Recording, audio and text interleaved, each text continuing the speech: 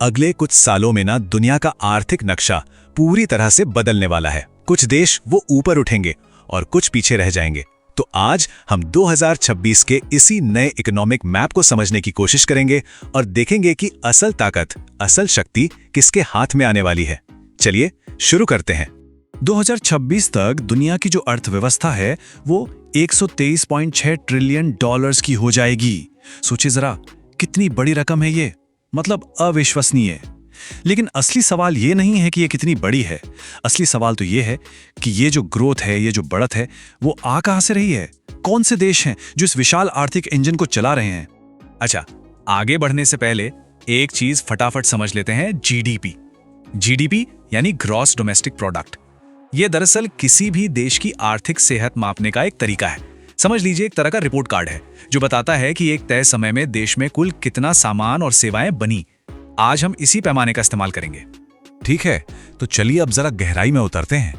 सबसे पहले हम दुनिया की टॉप अर्थव्यवस्थाओं को देखेंगे उनके आकार के हिसाब से, और इसका सबसे आम तरीका है नॉमिनल जीडीपी। तो 2026 की टॉप 10 अर्थव्यवस्थाओं की लिस्ट कुछ ऐसी दिखती है। अमेरिका और चीन वो तो टॉप पर अपनी जगह बनाए हुए हैं, लेकिन ध्यान देने वाली बात है चौथे नंबर पर भारत, जो जापान को पीछे छोड़कर आगे निकलने के लिए तैयार है। अब यह शायद एक छोटा सा बदलाव लगे, पर यकीन मानिए ये एक बहुत बड़ी कहानी की बस शुरुआत है। लेकिन यहां कहानी में एक ट्विस्ट है। सिर्फ नॉमिनल जीडीपी से ना पूरी तस्वीर साफ नहीं होती। अर्थव्यवस्था के असली आकार को मापने का एक और शायद बेहतर तरीका है परचेजिंग पावर पैरिटी यानी पीपीपी। अब ये क्या है? आसान भाषा में कहें तो ये बताता है कि $1 से किस देश में असल में कितना सामान खरीदा जा सकता है, क्योंकि हर जगह चीजों की कीमत और रहने का खर्चा अलग अलग होता है ना? ये जो उदाहरण है, ये नॉमिनल जीडीपी और पीपीपी के फर्क को एकदम साफ कर देता है। देखिए, जर्मनी की नॉमिनल जीडीपी भारत से ज्यादा है, पर क्योंकि भारत में चीजें सस्ती हैं तो उतने ही पैसे में यहां ज्यादा सामान खरीदा जा सकता है। तो जब हम पीपीपी के हिसाब से देखते हैं तो भारत की अर्थव्यवस्था जर्मनी से बड़ी हो जाती है।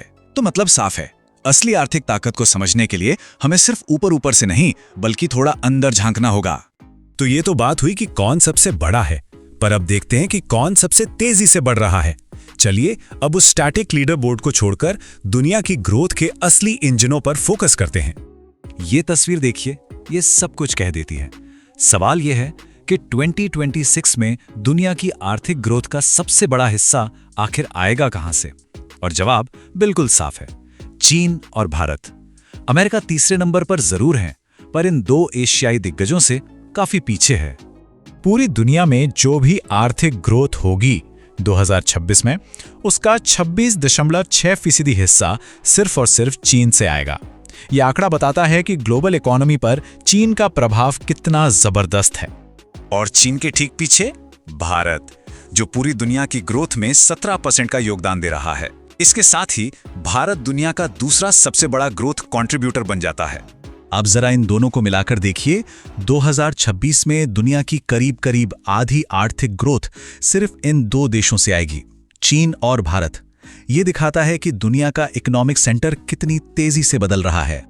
लेकिन जैसा कि अक्सर होता है, ये बड़े बड़े नंबर पूरी कहानी नहीं बताते। चलिए अब जरा साउथ एशिया पर फोकस करते हैं, जहां इस तेज ग्रोथ के पीछे कुछ बहुत ही कॉम्प्लेक्स सच्चाइयां छुपी हुई हैं। वर्ल्ड बैंक का अनुमान है कि साउथ एशिया 2026 में एक जबरदस्त ग्रोथ रेट देखेगा। लेकिन ये जो तेज रफ्तार है, ये अपने साथ कई बड़ी चुनौतियां भी ला रही है। सिर्फ ऊंची ग्रोथ रेट का मतलब ये नहीं होता कि उसका फायदा हर किसी तक पहुंच रहा है। ये स्लाइड उस चुनौती को बिल्कुल साफ साफ दिखाती है। एक तरफ है तेज ग्रोथ का वादा और दूसरी तरफ है ये सच्चाई कि हर साल काम करने लायक उम्र के जितने लोग बढ़ रहे हैं, उतनी नौकरियां पैदा ही नहीं हो पा रही। और ये जो गैप है, ये बहुत बड़ा है। वर्ल्ड बैंक की ये आंकड़े इस समस्या को और भी डरावना बना देते हैं। सोचिए, 2010 से 2024 के बीच हर साल 1.6 करोड़ लोग काम करने की उम्र में आ रहे थे, लेकिन नौकरियां पैदा हो रही थी सिर्फ 1 करोड़। इसका सीधा सीधा मतलब यह है कि हर साल 60 लाख नौजवान नौकरी की रेस से बाहर हो रहे थे। यह सिर्फ एक आंकड़ा नहीं है, ये एक बहुत गंभीर सामाजिक चुनौती है। तो इन सब बातों का मतलब क्या है? ये सारे आंकड़े हमें कहां ले जा रहे हैं? सच तो यह है कि एक बुनियादी बदलाव हो रहा है। एक नई आर्थिक हकीकत हमारे सामने आ रही है।